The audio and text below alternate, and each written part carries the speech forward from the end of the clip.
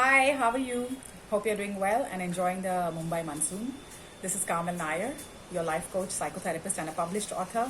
Every week I talk about an interesting topic, and today's topic is very, very different from the topics that I have lately been talking about. In fact, this topic has been inspired from my recent conversation with a few clients, and I realized that this topic is more or less a pattern with all of them. And therefore, I decided to bring this forward to all of you. The topic is emotional abuse. But before we begin to delve into emotional abuse, let's understand what abuse is. Now, abuse is considered in psychology as a repetitive behavior which is done in order to assert control over the other person or to manipulate the other person. So, typically, an emotionally abusive behavior would be an emotionally abusive, repetitive behavioral pattern which is asserted to manipulate the other person or to completely take control of this person. Now, emotional abuse can have these ugly heads of humiliation, sometimes an aggressive, violent behavior, sometimes a very, very strong intimidation. Also, this typical tendency to pass the blame onto the victim constantly and make the person feel like he or she is responsible for all the failures or all the backdrops of this relationship. Well, if this has been lately happening to you, then you know that you're either suffering from an emotionally abusive relationship, or if you have seen someone else go through it, then this person needs help. So let's now understand, where does emotional abusive relationship or where do these kind of situations arise? Typically, we think that emotionally abusive relationships are confined to love life or marriages, but you will be wrong. I'll tell you why. Well, yes, it's true to a very large extent that emotionally abusive situations are usually counted in a love life, and therefore we often hear people say that they're stuck up in a bad relationship, in an unhealthy relationship, or a parasitic relationship, where one person asserts his or her wills on the other person, and the other person feels completely victimized or feels like he or she doesn't have a voice in that relationship at all. Not just that. Now, typically, in your professional setup, if you are facing a boss who's very, very difficult and dominant and makes you feel very, very weak at some level, makes you feel helpless, makes you feel like he controls your life or she controls your life, then probably you're countering emotional abusive relationship or an association in your workplace. Not just that. Now let's go a step further. Emotionally abusive relationships also exist in our homes. Yes, they do. I have had this opportunity to coach a few youngsters between the age bracket of 20 to 25, where I have noticed that these children or these youngsters have had an operant conditioning, which originates from a very, very fearful upbringing because of an authoritative or a dominant parent. One of the parents was so authoritative that this child adopted this fearful psychology, and this person until date is so high on anxiety and fear that it has completely altered this youth's personality.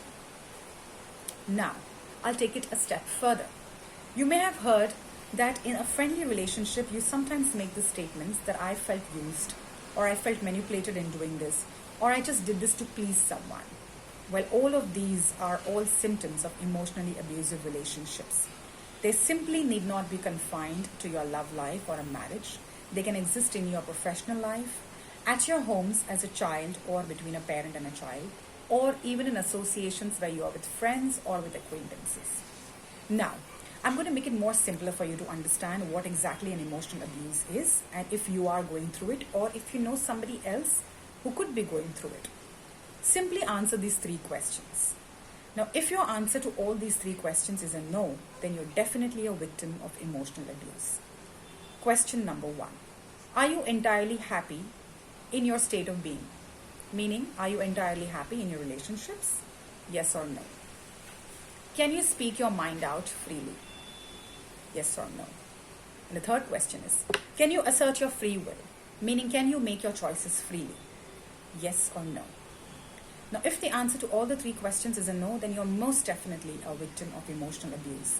And you know that when you're a victim of emotional abuse, then you're going to be a person who's highly underconfident. This person who's highly underconfident will also be a person who's incapable of making decisions for himself or for herself.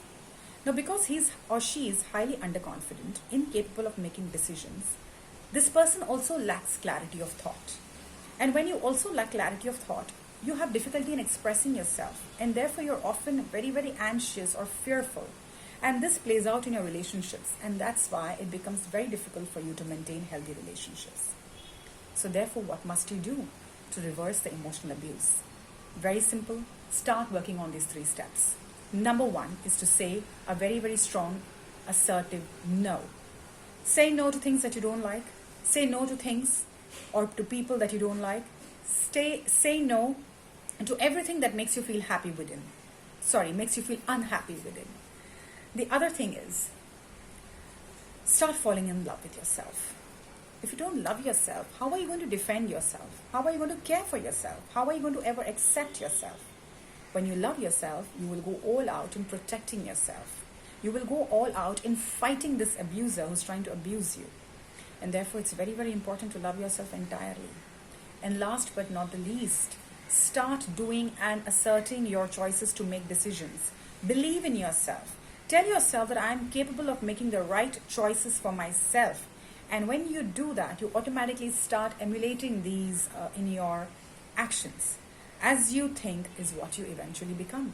So feel like a power figure inside, and then you will exude this energy outside. With that, I end this short session. I hope you like the information that I shared. If you like the information, please feel free to go ahead and share this video. Let's go all out and educate everybody about emotional abuse and empower the people who are victims of emotional abuse. If you want to get in touch with me for more information on this or any other topic, feel free to get in touch with me by writing an email at coach@carmelnair.com. My website is www.carmelnair.com. All of these videos have been uploaded there, so you can sit back on a lovely evening and watch all of them and gather all the information and do your little bit of homework. With that, I end this session and I leave you with a positive thought. Remember to love yourself, say no to things that you don't like, and believe in yourself. Take care.